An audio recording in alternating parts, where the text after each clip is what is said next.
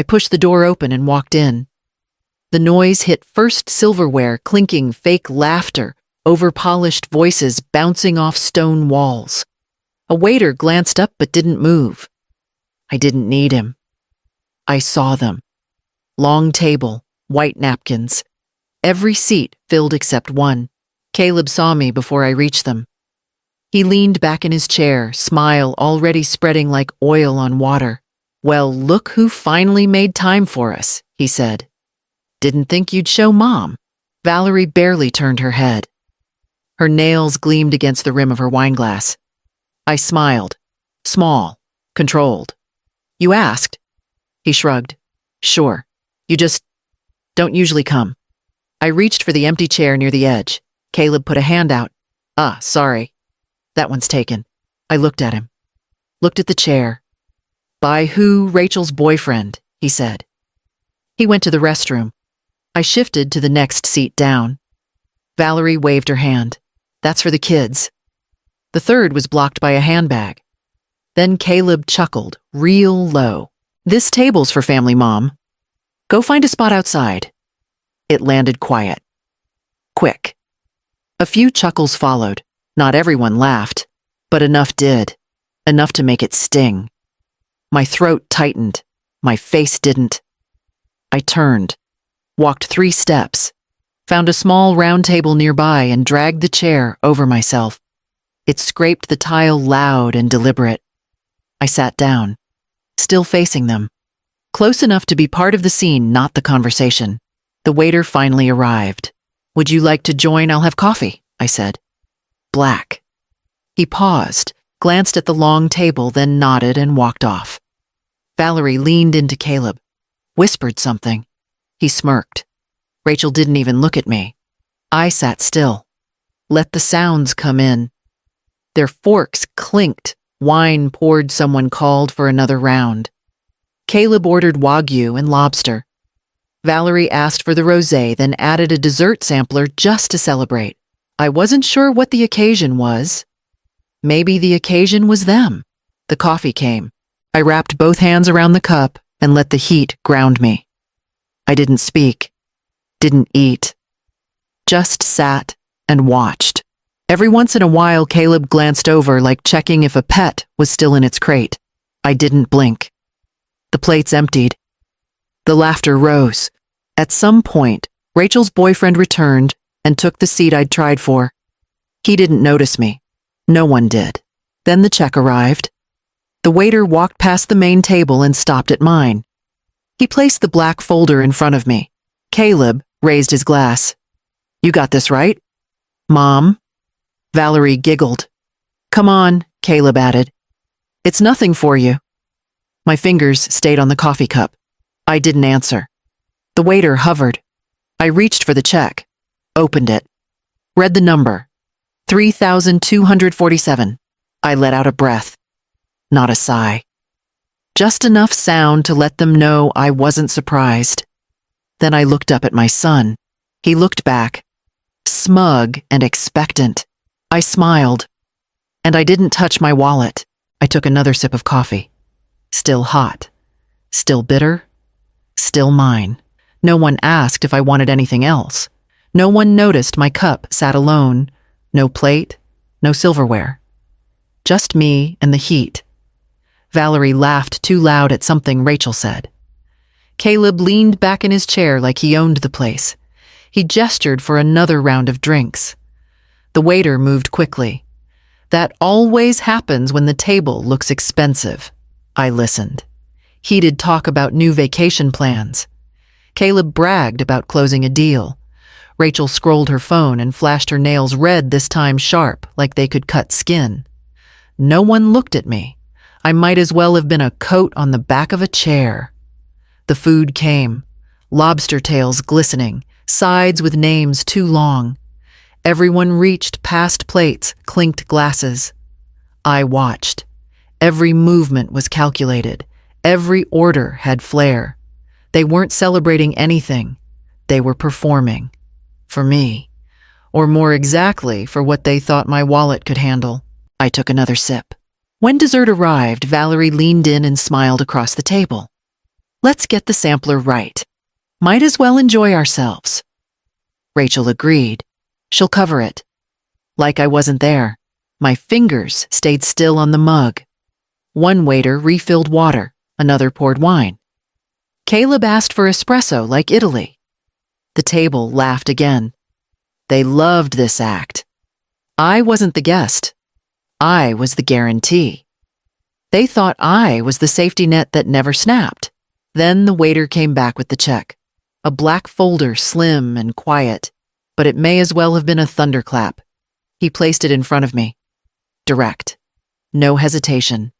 Caleb raised his eyebrows. Go ahead, Mom. I didn't move. Valerie leaned over.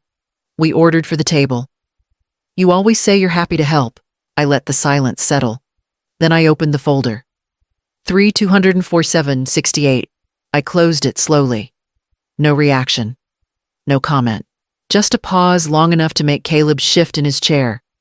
He didn't like waiting. Never had. I reached for my coffee. Took another drink. The heat felt different now. No anger, no shock, just clarity. They had no idea what kind of storm they were stepping into.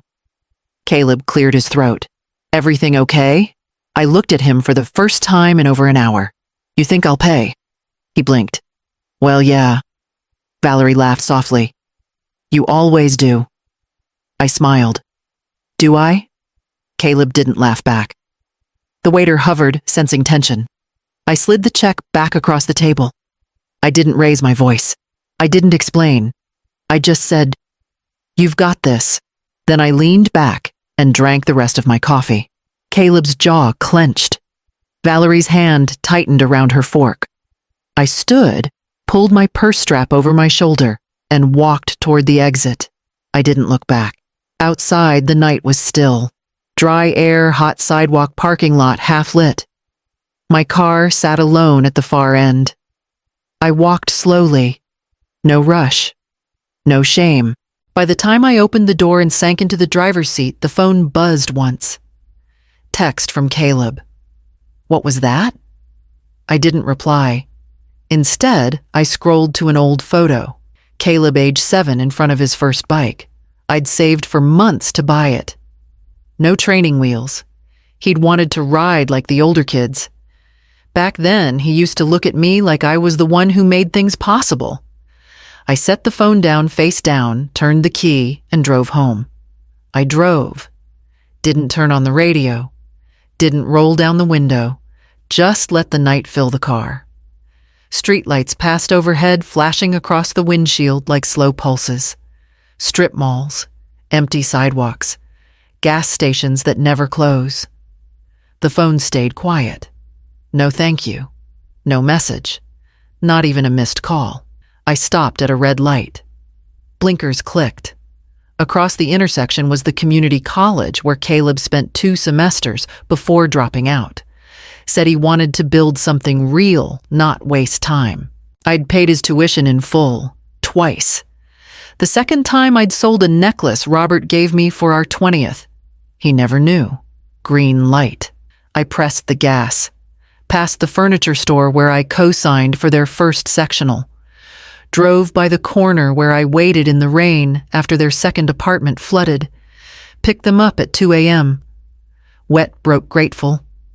Back then, Valerie hugged me. That was before the wedding. Before the ring, the house, the shift. Before I became invisible, I turned into my neighborhood. Quiet. Well kept. One streetlight always flickered near the end. I pulled into the driveway. Sat for a minute with the engine running. I looked at the porch light. Still on. Always on when I leave, even if no one comes home with me. I turned off the ignition. Keys in hand, I walked up the path. Unlocked, the door stepped inside. Still. Cool. Familiar. I dropped my purse on the counter and kicked off my shoes. The silence was different now. Not heavy. Not sharp. Just clean. I walked to the dining table, turned on the small lamp, and pulled out a chair. The table still had the extra leaf in it from the last time Caleb and Valerie came over 6 months ago. We'd had lasagna. Valerie picked at it, said she was doing keto. Caleb barely looked up from his phone. He'd asked if I still had the Subaru title. Said he might need to borrow it for a business expense. I'd said no. That was the last real conversation we had. I reached into the drawer beside the table, pulled out an old notebook, spiral bound, cover faded from sun, pages curled. I'd used it to track payments, appointments, reminders. I flipped to the middle. There in my own handwriting, John 2017, 9,800 tuition May 2018, $15,000 down payment. Oka 2019, $5,000 car repairs. Deck 2020, $200 loan unpaid. I stopped reading. My pen had run out halfway through the last entry. I'd never replaced it. I closed the notebook, set it aside, got up, filled the kettle, made decaf. The smell steadied me. I carried the mug to the living room, sat on the old recliner, and stared at the dark window.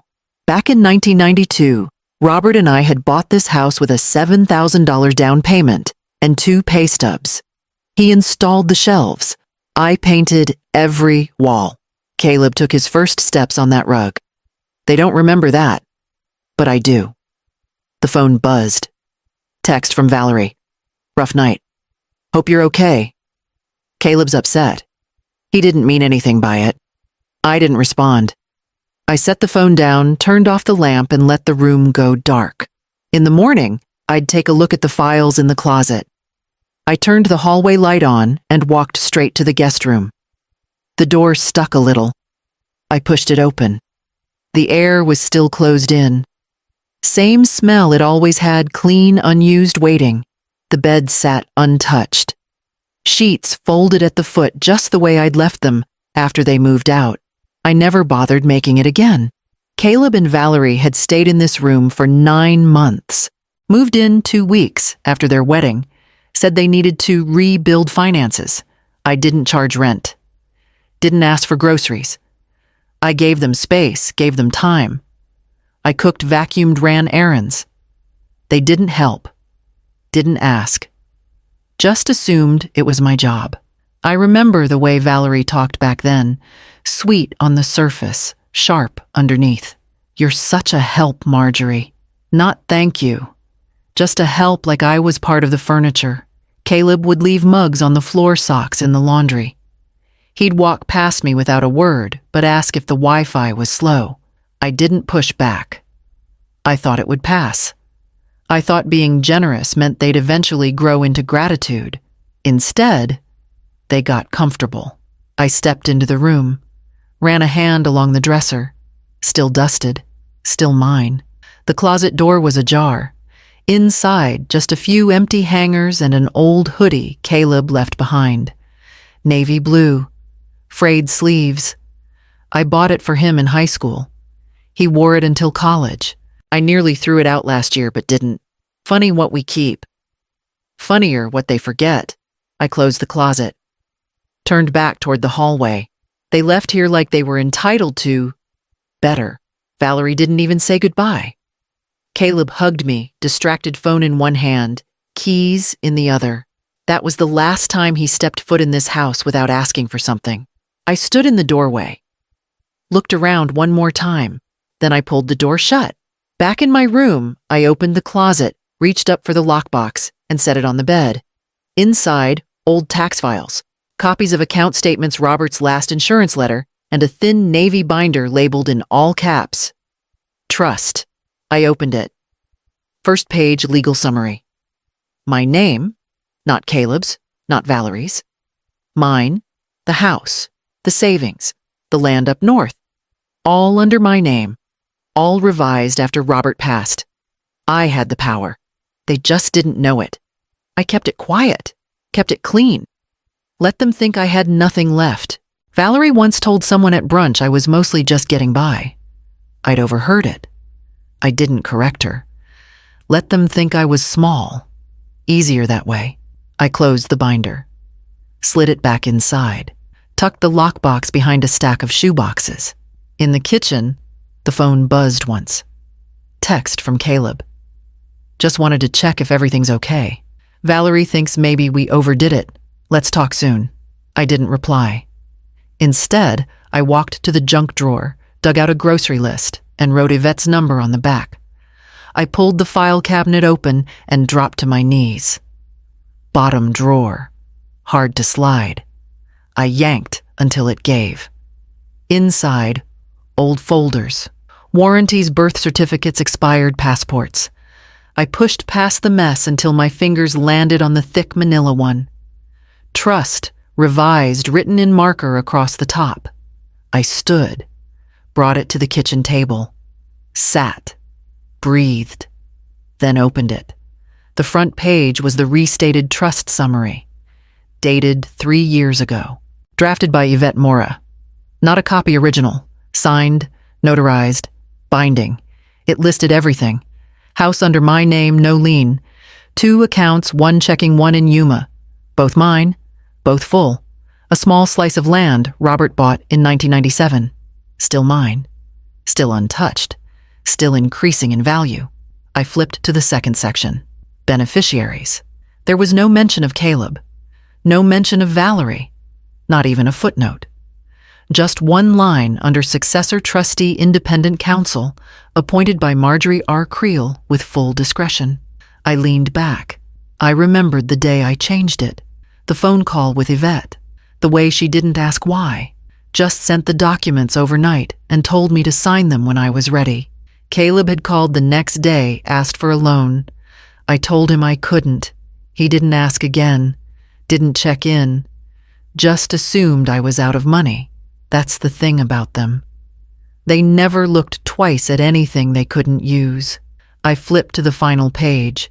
A small note in Yvette's handwriting. Keep a paper trail. Quiet power is the safest kind. I smiled, just barely. They had no idea what I held. No idea what I'd built back after Robert died.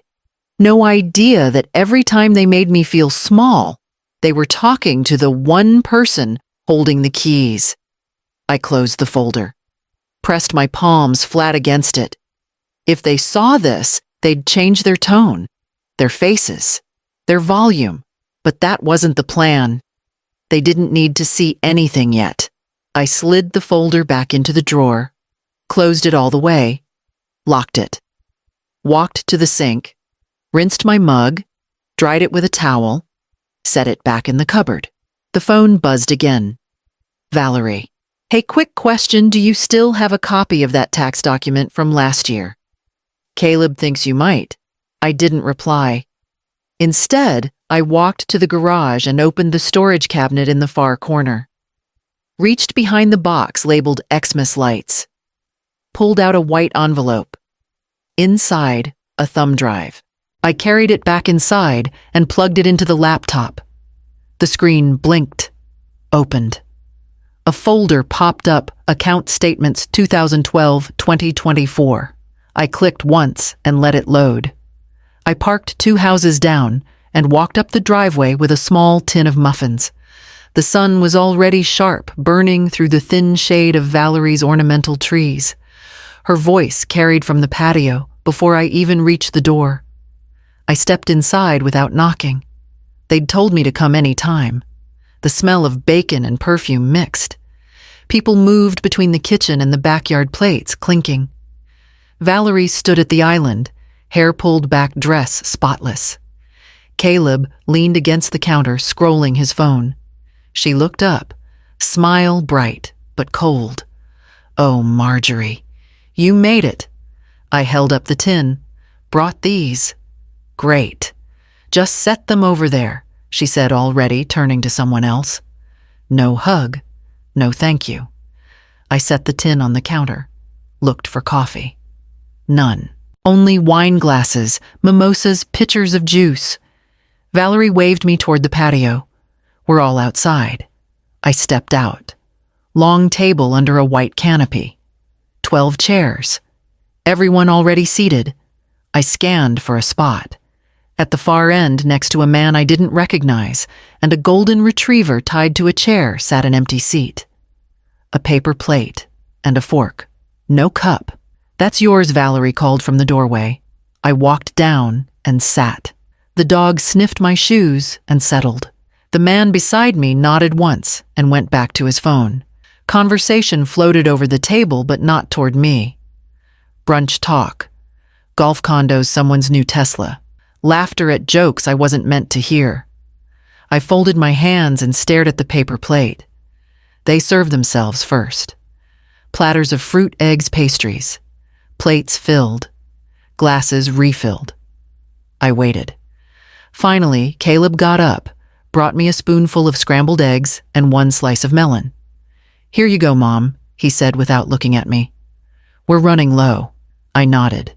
Picked up my fork. The dog nudged my knee. I dropped a crumb. He wagged his tail. The voices at the other end rose. Valerie told a story about a trip she and her mother were planning. Paris in the fall. Caleb added a detail about a restaurant reservation there. Everyone laughed. I stayed quiet. Ate slowly. No one offered coffee. I watched Valerie slip her arm through Caleb's, leaning into him as she talked. He looked proud, like a man presenting a life he'd built on his own. I knew the down payments, the loans, the checks. My hands remembered the signatures. I took another bite of melon. It was warm from the sun. The neighbor's dog shifted again. Licked my hand. The man beside me stood up, walked away to take a call. His chair stayed empty. I thought about my own table at home. Wood solid scratched from years of meals. Every Sunday, I'd made coffee-set plates, waited for Caleb to roll out of bed. Back then, he'd eat 3 muffins in one sitting. Valerie had smiled differently then. Now I sat at the end of someone else's table with a paper plate and no coffee. The dog licked the last crumb from my palm. I wiped my hand on the napkin and looked down the length of the table at Valerie raising her glass. Inside my bag, my phone vibrated once. I didn't reach for it. I kept my eyes on them, smiling as if nothing had changed, while my hand moved toward the folded grocery list with Yvette's number on the back. The phone rang just after 5. I let it buzz twice before answering. "Hi, Marjorie," Valerie chirped. "Hope I'm not catching you at a bad time." I set the dish towel down. "No, just finishing up dinner." She didn't ask what I was having, just kept going. "Listen, I wanted to run something by you. Caleb and I have been looking at cars. His is acting up again, and there's this great deal on a new BMW. Lease terms are amazing, but the dealership's being ridiculous about co-signing." I waited. So she continued. "We were thinking maybe you could help us out. Just paperwork. No money, no stress. Just to help get things moving." I said nothing. She filled the silence. "It would only be for a year or so. And honestly, with your credit, it's nothing. We'd take care of the payments. You wouldn't have to lift a finger."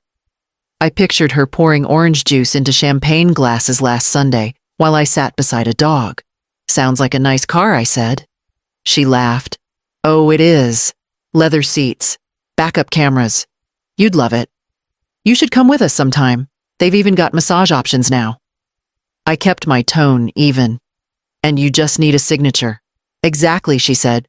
"Like we were already in agreement. It's basically nothing. But you know, dealerships always stuck on old systems. Age, income, all that." I walked to the sink, turned on the faucet, rinsed my hands. "Well, let me think about it." A pause. "Of course," she said slower now.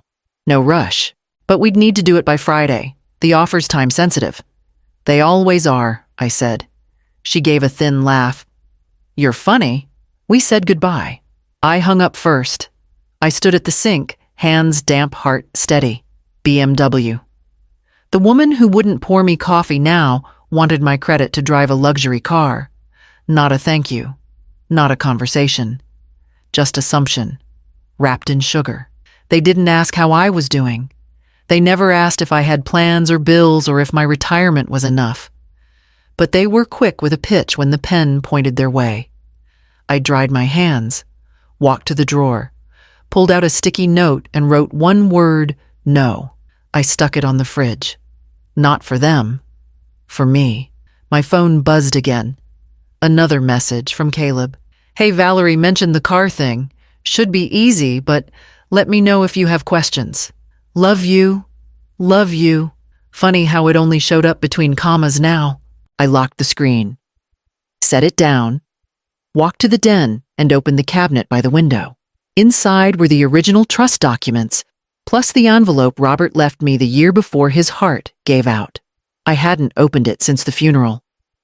I took it out, unsealed it. Inside a short note in his handwriting. If they start asking for more than you can give, remind them who built the house. I folded it, slid it into the trust binder, and added the sticky note on top. I plugged in the drive and waited. The screen blinked. Folder opened. Account records. Property deeds, voicemails. I clicked through each one. Years of paperwork, scanned PDFs, wire transfer logs, every deposit and withdrawal, every bill I covered, dates, amounts, signatures. The money they forgot, but I didn't. I opened the property folder, the deed to this house, the land up north, the condo Robert bought briefly then sold. All in my name, all clean. Then the voicemail folder, 7 files, all labeled by date. I clicked the most recent. Static crackled.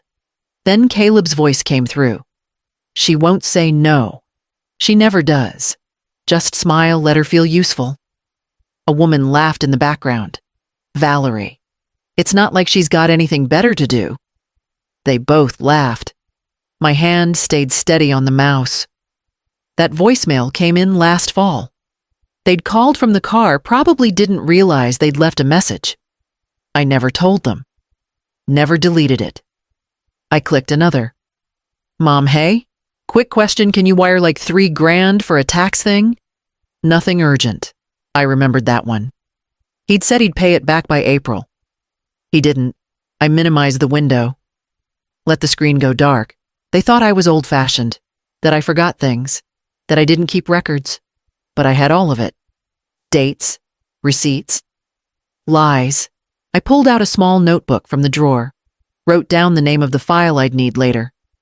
Cal voicemail 1021 MP3. Then I clicked eject. Removed the drive. Placed it in the small metal box behind the pantry. Robert taught me early, never argue if you can document. I stood, stretched, poured a glass of water. My phone buzzed. Valerie, any update on the car thing? Dealerships calling? I didn't reply. I walked to the living room, sat down, turned on the lamp beside Robert's chair. The cushion still dipped where he used to sit. I picked up the remote. Let the news play. I didn't hear it. My eyes stayed on the shadow at the bottom of the bookshelf, the one where I'd hidden a second drive in case the first ever disappeared. After 20 minutes, the phone buzzed again. Caleb. Hey, no pressure, but we're kinda counting on this cosign. They said without it, the numbers won't work. I turned the phone face down. Outside, a car passed headlights flashing through the curtains. I waited until the sound faded, then stood, walked to the hallway, and opened the closet. Reached for the fireproof lockbox. Inside, copies of the trust, the USB, and one photo, Caleb at 16, standing beside Robert's truck, holding keys I paid for. I stared at that photo. Not the boy, but the look on his face. Proud. Entitled. Certain. I closed the box and carried it back to the bedroom. Tomorrow I'd stop by the post office. Time to update some addresses. I parked behind the strip mall and walked up the back stairs to the second-floor office.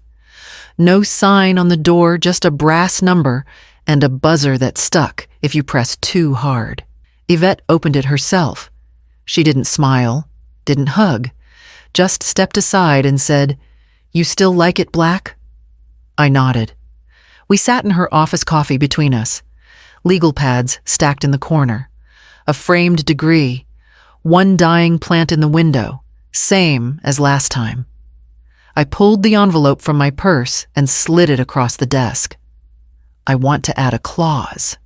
She didn't open it. Just looked at me. Which one, successor trustee, in case I'm not around? No family, no contact. Yvette nodded slowly. Understood. I leaned back. Let the quiet settle. She opened a drawer, pulled out a form. Any changes to your accounts? Number property, number health directive. No. She clicked her pen, started filling in the top lines. You want to stay in control until incapacity or death. Yes. Any notice requirements? No. She kept writing, fast, efficient. When she finished, she turned the paper toward me. Initial here. And here, I did. She stapled it, scanned it, made 2 copies. You want this filed with the county number just notarized and sealed. She nodded again. Slid the original into a thick folder and wrapped a rubber band around it. You sure you don't want to tell them? She asked. I didn't answer. She didn't push. Instead, she leaned back and said, Quiet power lasts longer than noise. I folded my copy, slid it back into my purse, stood up. You still have the drive? She asked. 2 copies. She raised an eyebrow. Smart. I thanked her. She didn't walk me out. Outside, the air smelled like heat and dust. My car door stuck a little when I opened it. I sat for a minute, staring at the dashboard. The vent blew warm air at my face. I didn't mind. I pulled out my phone. New message from Caleb. Hey, Valerie says we might lose the BMW deal. Can you just text yes or no? I locked the screen, turned the engine, pulled onto the road and headed downtown. At the next red light, I reached for my purse and slid the lawyer's card into the glove compartment. At the next green, I didn't look back. I pulled the folder from my glove compartment and walked back up the stairs. Yvette opened the door without a word this time. I handed it over. She placed it on the desk and sat. Another update, she asked. Not quite, I said. Just something I want on the record. She waited. I sat down, opened the folder myself and slid out the printout. 1 page. Neat. Recent. Routing numbers. Balance. Institution name Small Credit Union out of Yuma. The one Robert used for land payments. After he passed, I never closed the joint account. I just moved the money. Slowly. Quietly. 12 years of deposits. Nothing extravagant. Nothing traceable. Birthday checks I never cashed. Refunds I never mentioned. Interest that compounded while everyone assumed I was scraping by. Yvette scanned the page. Her eyes widened just a touch. 386,000, she said. And change, I added. She looked up. This isn't listed in the trust. No. And I'd like to keep it that way. Her brow arched. You want this separate, always has been. She leaned back, thoughtful. You've had this the whole time, I nodded. Robert set up the first transfer before he died. Told me to have one drawer that no one knew about. She didn't ask why. She understood. Caleb doesn't know, I said. Neither does Valerie. They think I'm living off Social Security. Yvette gave a dry laugh. You've got enough here to buy your freedom twice. That's the point. She folded the paper, slid it back into the folder. You want me to create a side document? No, I said. Just note it exists. And if anything happens to me, it goes to the trust. But only if they don't contest it. She smiled now. Not kindly. Not unkindly. Just the smile of someone who'd seen this play out before. I picked up the folder, slipped it back into my bag. Yvette said nothing as I stood to leave, but before I reached the door, she spoke. Most people build walls. You've built blueprints. I didn't answer. I just walked out. In the car, I opened the center console and tucked the folder beneath a stack of napkins. The phone buzzed. Valerie Wee found another dealership BMW better rate. Still need a cosigner, though. Any chance I didn't answer. Instead, I turned the key, backed out, and drove straight to the bank. I walked up to the counter and asked for a printout of the last 5 years' activity. The teller didn't blink. Just printed, stapled, slid it into an envelope. I carried it home, placed it under the manila folder in the locked drawer, and closed it tight. I set the table early. 2 extra plates, real silverware cloth napkins folded tight. The smell of roasted chicken filled the kitchen. I brewed coffee instead of wine. Left the mugs out. It felt steady, like muscle memory. I sent the text at 4. Dinner at 6. Just the 3 of us. Important. No response. At 5, I lit the small candle Robert had liked, stirred the beans, checked the clock. My hands worked on autopilot, but my chest stayed still. At 6, the doorbell didn't ring. I waited. At 6:15, the phone buzzed. Caleb. Sorry, Mom, can't make it. Work thing. Rain check. Before I could put the phone down, another came through. Valerie. Hey, really sorry about dinner. Total mess here. But we're facing a sudden business emergency. Can you help us out? We just need $5,000 to cover a shortfall. Promise we'll pay you back next week. Business emergency. I stared at the words. My hands smelled like garlic. The coffee was cooling on the counter. The candle burned low. I wiped my palms on a towel and sat at the table. 5,000.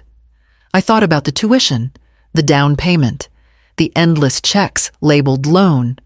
Not once had they paid $1 back. Not once had they called it a gift. Always temporary. Always just this once. Always family. I pushed the plate away and picked up the phone. I typed back slowly. Sorry to hear that. Can't help right now? Dinner's ready here if you change your mind. I hit send. The 3 dots blinked, then vanished. No reply. I sat a while longer, ate a small portion, cleared the plates, blew out the candle. The house was quiet again. My hands didn't shake. They would read that message and know something had shifted. Maybe not the details, but the air. I carried my mug to the living room and sat in Robert's old chair. The spring still creaked the way it used to. The phone buzzed once more, this time from Caleb. You okay? We really need this. You've always been there. I turned the phone over on the armrest. I'd always been there. Until tonight. I stood, walked to the hallway, and unlocked the file cabinet. The manila folder sat on top of the stack, exactly where I'd left it. Under it, the bank envelope from Yuma. The silent account printout. The trust revision. I touched the paper and left it there. Tomorrow I would start moving more than files. I signed the last page without blinking. Yvette flipped it.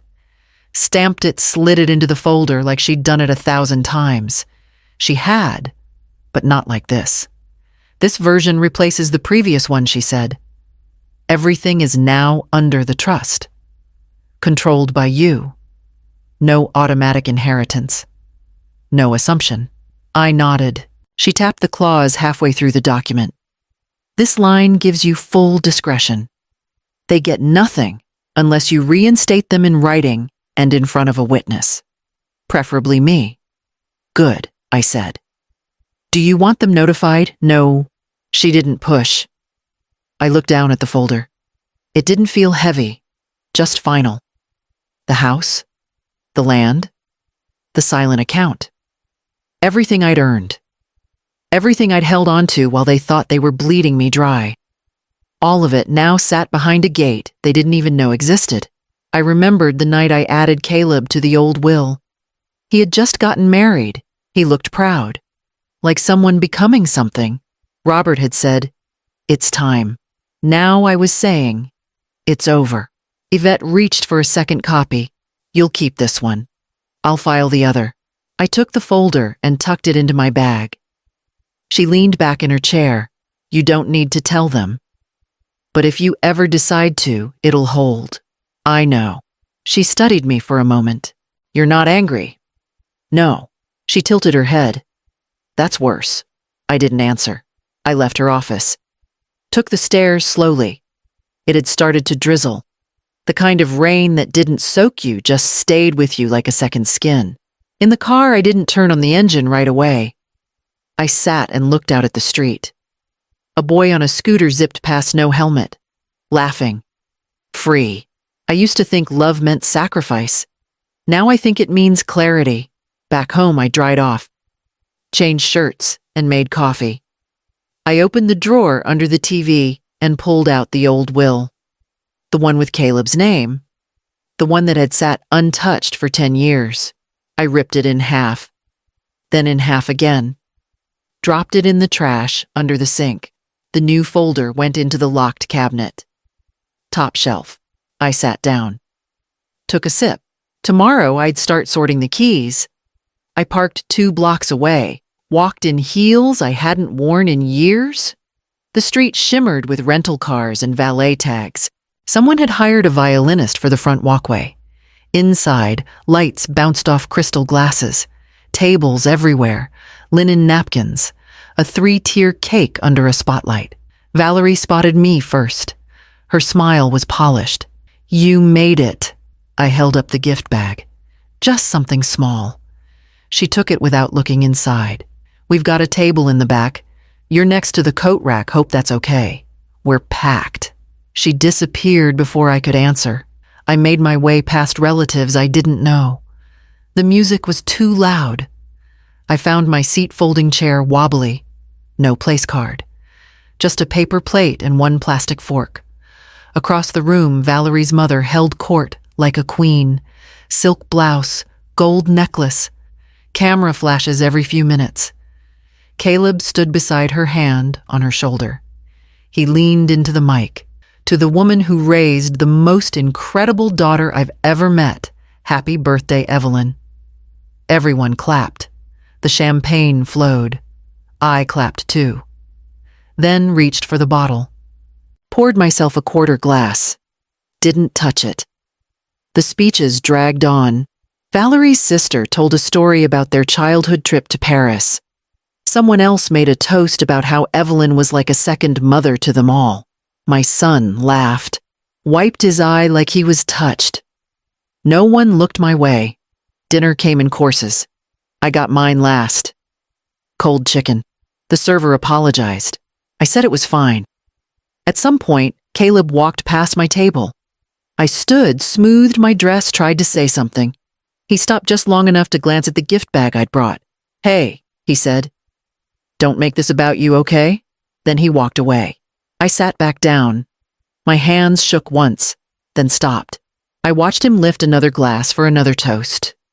Valerie beamed. Evelyn blew kisses to the room. I let the noise blur. The room slowed. The chair creaked under me. When the dancing started, I stood and slipped out through the side door. In the dark, I pulled off the heels, walked barefoot to the car, drove in silence, windows down. At home, I placed the spare house key into a small box. I labeled it, "Return only if requested." I zipped the black purse. Wore flats this time. No earrings, no perfume, just clean and quiet. Valerie picked the restaurant some rooftop place with glass walls and soft jazz. I arrived 5 minutes early. They were 10 minutes late. She air-kissed my cheek. Caleb nodded, but didn't meet my eyes. They sat across from me like they were prepping for a sale. I ordered coffee. Valerie launched in before the waitress left. "We've been thinking a lot about family lately." "Haven't we, Caleb?" He nodded, still avoiding my eyes. "We want to reconnect," she said. "Get back on track." I stirred the sugar slowly. "It's been tense," she went on, "and I know we've had some miscommunication, but I think we can move past it." She smiled like we were friends. Caleb finally spoke.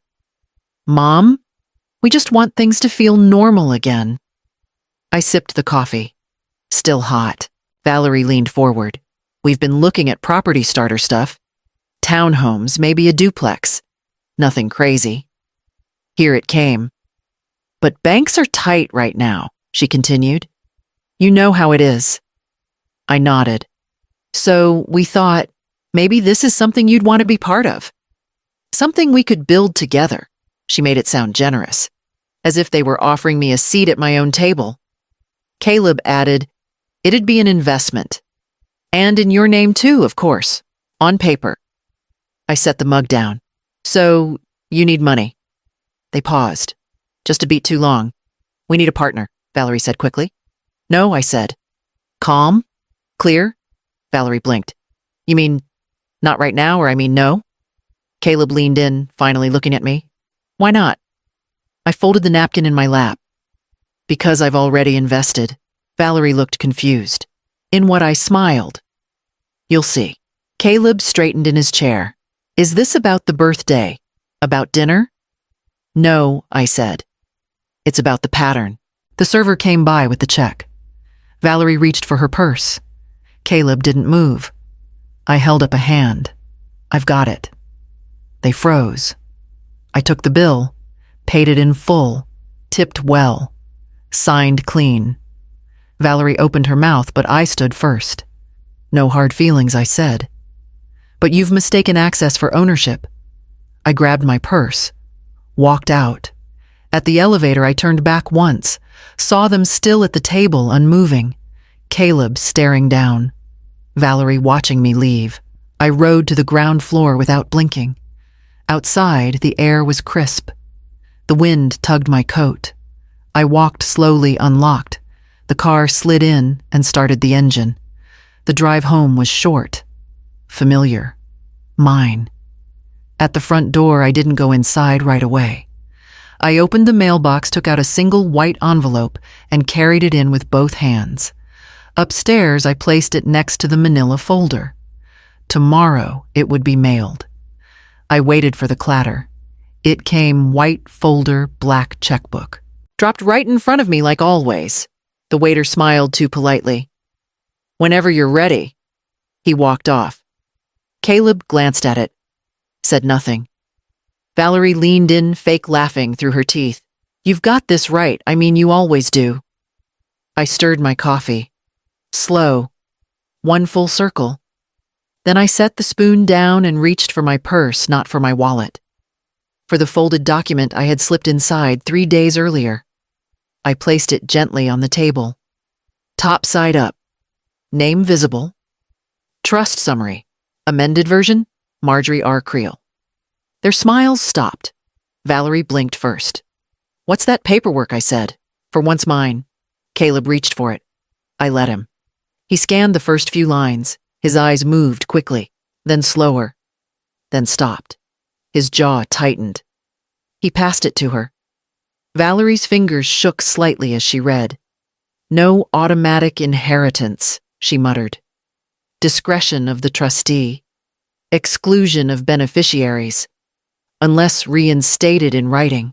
She looked up. Is this real? Yes. Her voice sharpened.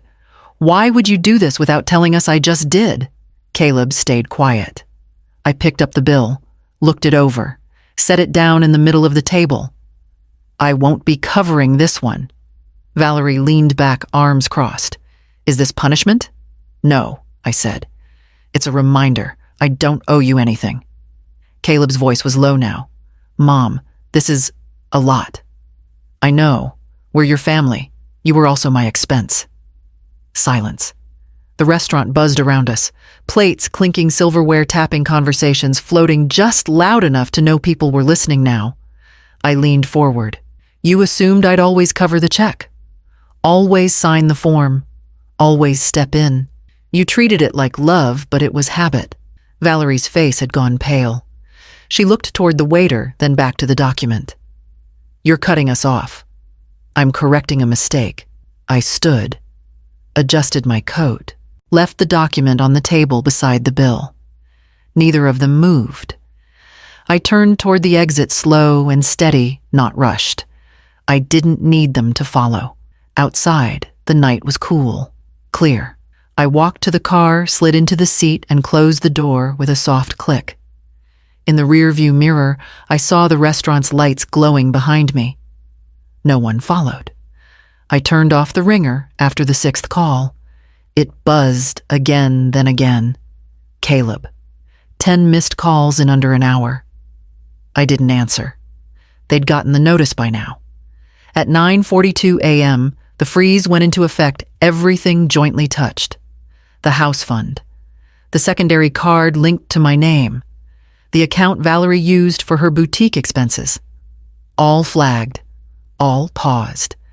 By noon, she'd tried to swipe her card at a salon. Declined. I imagined the look on her face. Confusion first, then that sharp, breathless panic people get when money slips through their fingers in public. My phone lit up again. Call me. We need to talk. Something's wrong with the accounts. No. Nothing's wrong. It's finally right. I sipped my coffee and opened the window. Let the breeze carry in the sounds of the street birds, a leaf blower, someone walking a dog. Peace doesn't announce itself. It just arrives. By 2 p.m., Yvette texted, "All freezes confirmed. Let me know if they escalate." They would. Of course they would. I checked voicemail. One from Caleb. "Mom, I don't know what's going on, but we've got a huge problem here. The bank said the secondary is locked and they won't talk to us without your permission. Valerie's furious. You need to call me back. Please." I deleted it. Opened the folder again. Rechecked the timeline. Everything was still lined up. Valerie texted next. Shorter. "This is humiliating." "Yes, it is." At 5:17, another voicemail came in. This time his voice was slower, tighter. "I know you're upset, but we're family. You don't do this to family." I watched the light fade across the floor, made dinner, read 3 pages of a book I'd started last fall, let the quiet hold. Another call, then another, then silence. Just after 8, the final ping. "We can't access anything. Can you please just explain what's going on?" I didn't respond. They wanted an explanation, but explanations are for people who listened the first time. I stood, turned off the lamp, and locked the cabinet. The folder was already filed away. The keys were next. I walked in without knocking.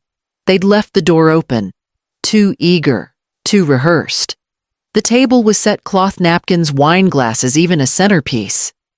Valerie stepped forward, first holding a small bouquet. "Hi, Marjorie. These are for you." I took them without smiling. "Thank you."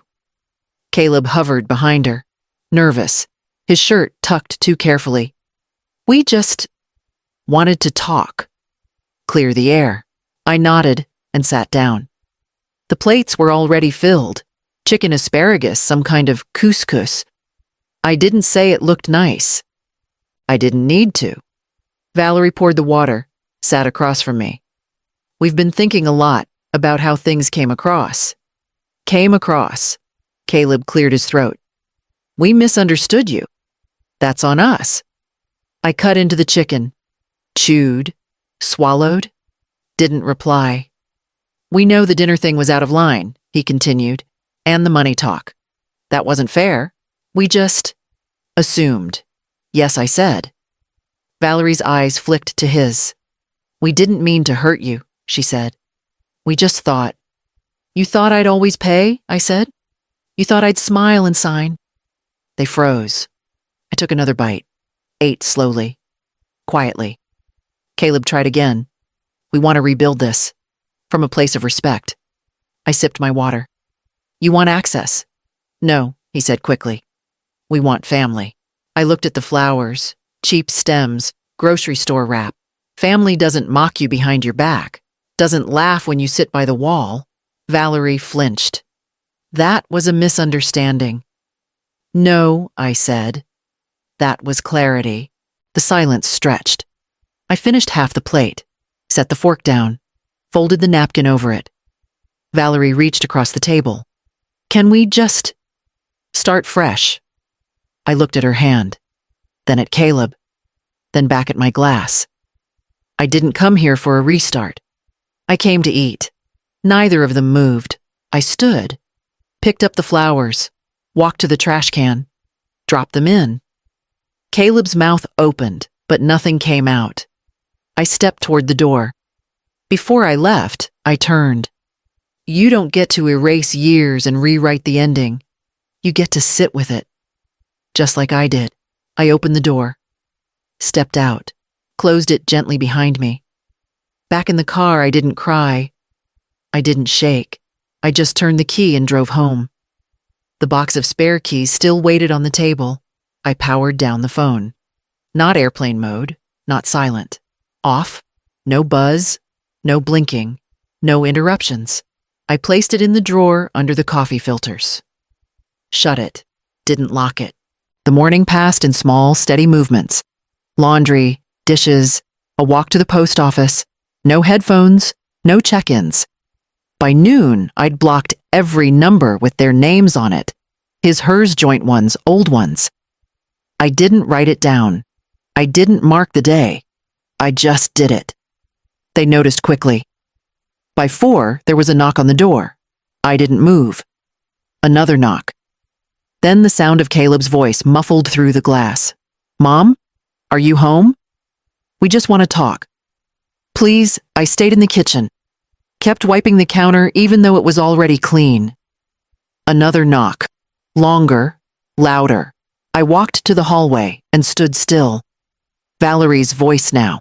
"We don't know what's going on. You can't just shut us out like this." Yes, I could. They stayed for 5 minutes. Left nothing on the mat. Didn't try the doorknob. They were learning. At dinner, I ate by the window. Chicken, steamed rice, a small salad. No background noise. Just the scrape of the fork and the hum of the fridge. Another knock this time, softer. I didn't answer. The porch light clicked on as the sun dipped. I didn't look through the peephole. I just rinsed the plate, dried. It put it back where it belonged. By nightfall, there were 3 more missed visits. A note wedged into the doorframe. I read it without opening it fully. "We're worried. Just talk to us. We don't understand." I folded the note, dropped it into the shredder. No words, no message back. They weren't used to that. They were used to versions of me that bent, that softened, that explained. Now they had silence, and it rattled them. I climbed into bed without setting an alarm. The drawer stayed closed. The phone stayed off. I slept.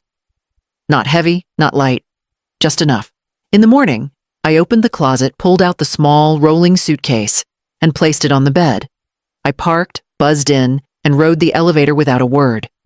Yvette was waiting with a folder already open. Just one signature left. I sat. Signed. Closed the pen slowly. "That's everything," she said. I nodded. I reached into my coat pocket and pulled out the single brass key.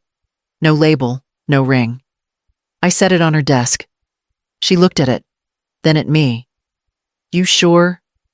"Yes." She didn't ask what it opened. I didn't offer. She picked it up, placed it in a small envelope, and tucked it into her drawer like it was just another paperclip. But we both knew it wasn't. I stood, adjusted my sleeves. My body felt lighter, not from relief, but from closure. Yvette walked me to the door. "You don't need to come back unless you want to." "I won't." I stepped into the hallway. The light was brighter than I remembered. My shoes didn't echo. Back in the car, I didn't start the engine right away. I sat, let the silence confirm it. No more follow-ups. No more filings. No more drafts. It was done. Every document filed, every name placed, every access revoked. No more soft yeses, no more quiet rescues. They could knock. They could shout. They could beg. It didn't matter now. I drove home slowly, took the long way, watched the trees move, turned off the radio. The front porch was still clean, the mat untouched. No new notes. Inside, I brewed coffee. 1 cup. Sat in Robert's old chair. The deed was in the drawer. The trust was in effect. The key was gone. I sipped. Let it settle. Let it stay. I poured the coffee slow. Steam curled. Rose. Faded. The mug was chipped on one side handle, worn smooth. I wrapped both hands around it and walked to the window. The sun reached across the floor. Quiet light. No shadows. I sat. The mug read, "Still the mother." No flourish. No punchline. Just truth. No texts came in. None needed answering. The voicemail was full. I didn't check it. I leaned back in the chair Robert helped me build 20 years ago. He never liked straight backs. Said chairs should let you breathe. Outside, a boy rode by on a scooter. No helmet. Wind in his mouth. I watched until he turned the corner. Inside the house, held. Small. Rented. Clean. The will was filed. The accounts transferred. The mansion locked. Her name off everything that mattered. The business steady. The trust preserved. The story written, not told, not shouted, just lived. I took a sip. Let it settle. The last time Caleb and I sat for coffee, he scrolled through his phone the whole time. Said he was busy. Said he'd call later. He didn't. And I didn't chase. Now the kitchen was quiet. The walls still. The cupboard had just enough for one. I breathed, not triumphant, not bitter, just whole. They could rewrite their version of the story. Say they meant well. Say I misunderstood. But the silence answered for me. And it said everything.